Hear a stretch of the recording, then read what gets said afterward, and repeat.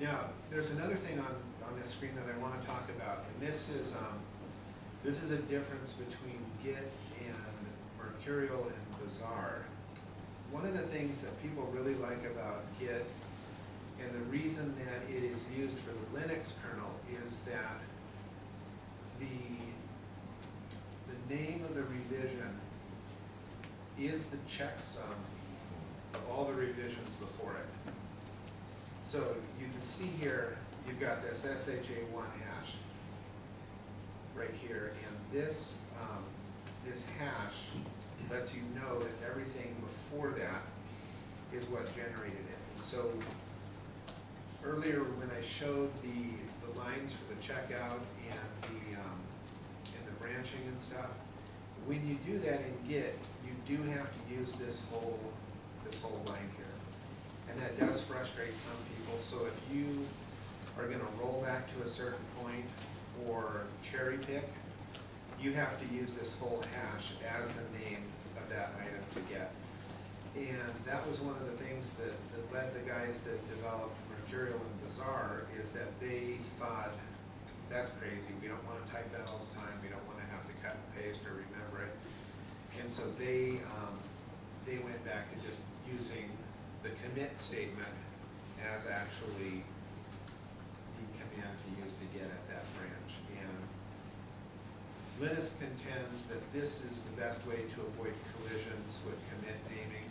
And the other two, Mercurial and Bazaar, say that you're never going to really have collisions anyway, and if you do, you just do a patch and fix it and deal with it. So that's something that you need to kind of be aware of if you choose to use Git, is that you do have these long hashes that you have to identify and work with. 95% of my workflow doesn't use that, so it's come up in the last 2 years, maybe 4 times that I've had to use those to cherry pick something that I can do. So I'm going to jump into the terminal here now and show you guys a little bit of stuff.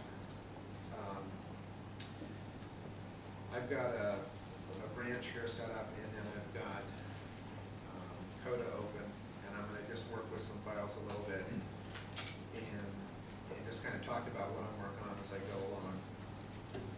So one of the things at the end of the presentation, I've got a slide that has some links to some sites. One of the things that you want to do is you want to add coloring to your repository so that you can see what's going on. And I also have you can see this is colored here. I've also got a bash profile that colors my items in the terminal also. So I'm just going to see what I've got in this directory. So I have a FileMaker file, a text file, and then the Git file. Now, if you want to add stuff in that you don't want Git to touch, say if you don't want it to touch Flash files or something else, what you gotta Git ignore.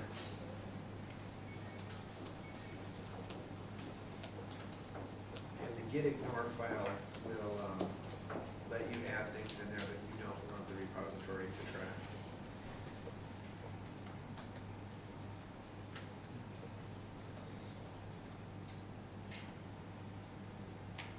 So if you turn on invisible files, you can see that there, and you can just go like this.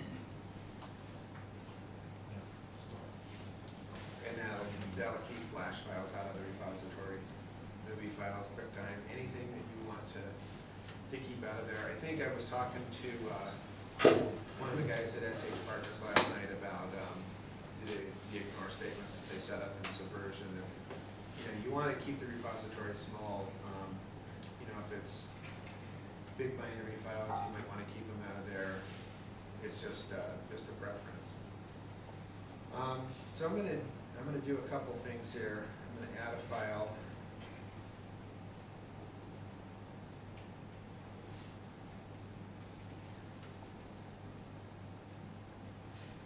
And then I'm gonna go back to Git.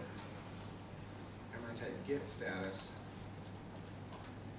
Okay, and it's showing me that I've got these untracked files. So I'm going to do Git add, and then Git status again. Okay, so you can see now where the coloring is kind of helpful there, because you've seen that the status change went from untracked to tracked. Okay, so now I'm gonna do git commit.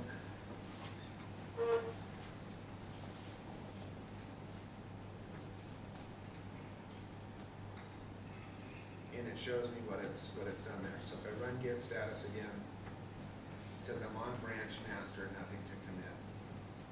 Okay, so now I wanna mess with this project. I'm gonna do some stuff with it. I'm gonna type git branch to check my branches. I just have master, so I'm gonna type git branch.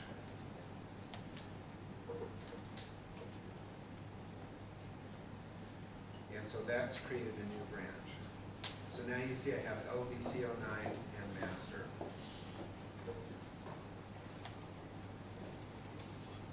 So in here, in this index HTML file, I'm going to check out LDC09.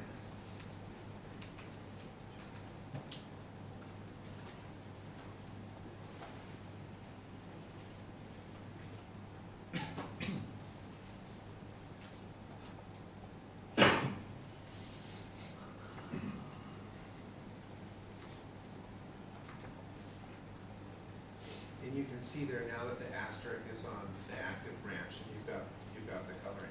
So I'm going to go here and modify this a little bit, fix my mistake. Should be hollow world. Hello world. Is that a hello word or what? So that's it. Let's change it a little bit. Okay, so now we have this. We've changed this file a little bit. Let's add another file.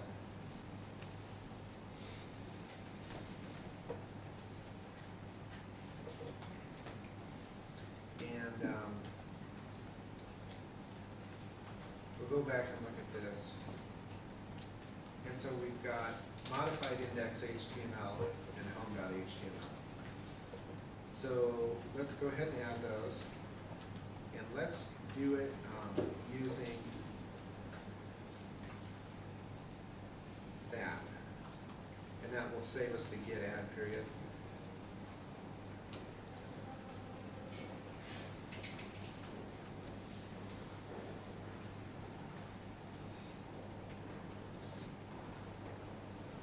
I'll go ahead and close those.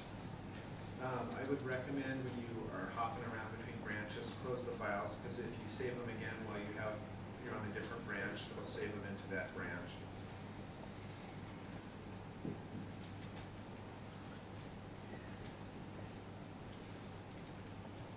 Okay, so the reason that the git command, the git commit a-m grabbed the index but not the home, is that the home was the new one. So this command that we just did with the -a flag, it will add anything that's already been created, but it won't add things that have just been created.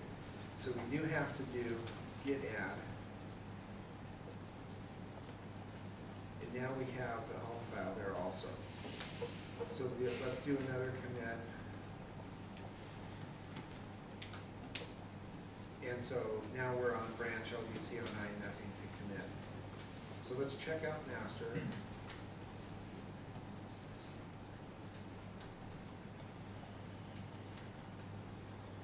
And see how the home file is gone now. So now we're back where we started. We have the same mistake, and we're missing our home file. So if we want to fix our changes, we can do git merge LDC09, and that'll merge that branch into the master branch. It does what's called a fast forward, and then you have the home HTML and the index HTML in that branch.